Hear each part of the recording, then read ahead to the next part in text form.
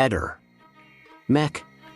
Pallister. Nella mattinata del 15 luglio 2025, la polizia scientifica ha effettuato una nuova perquisizione nell'abitazione di Sebastiano Visintin, in via del Verrocchio a Trieste.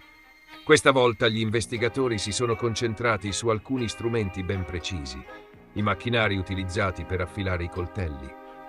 L'attenzione si è focalizzata anche sull'andamento dei consumi elettrici dell'abitazione, nella speranza di ricavare informazioni sugli orari e le modalità d'uso degli apparecchi, probabilmente per individuare eventuali incongruenze nei movimenti dichiarati da Visintin.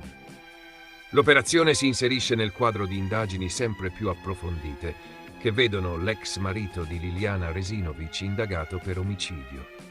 Già nel mese di aprile, in occasione di una precedente perquisizione, erano stati sequestrati oltre 700 utensili da taglio tra coltelli, forbici, guanti e un maglione.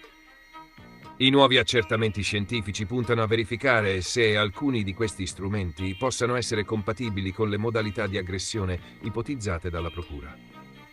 La morte di Liliana, avvenuta il 14 dicembre 2021 nel boschetto del parco dell'ex ospedale psichiatrico San Giovanni, è oggi considerata dagli inquirenti il risultato di un'azione violenta. Il sospetto è che Visintin possa averla uccisa per soffocamento, trasportando poi il corpo già privo di vita nel luogo in cui fu ritrovato settimane dopo, nascosto tra due sacchi neri. I dati raccolti nel corso della nuova perquisizione verranno ora analizzati in laboratorio per cercare eventuali tracce compatibili con le ferite, i tessuti o le fibre rinvenute sul corpo della donna o sui sacchi. Anche i consumi elettrici potrebbero fornire indicazioni cruciali, come per esempio picchi di utilizzo notturni o coincidenti con gli orari sospetti.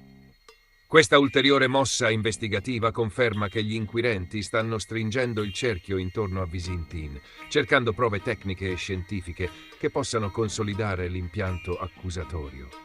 Resta ora da attendere l'esito delle analisi e l'eventuale convocazione in aula per l'indagato.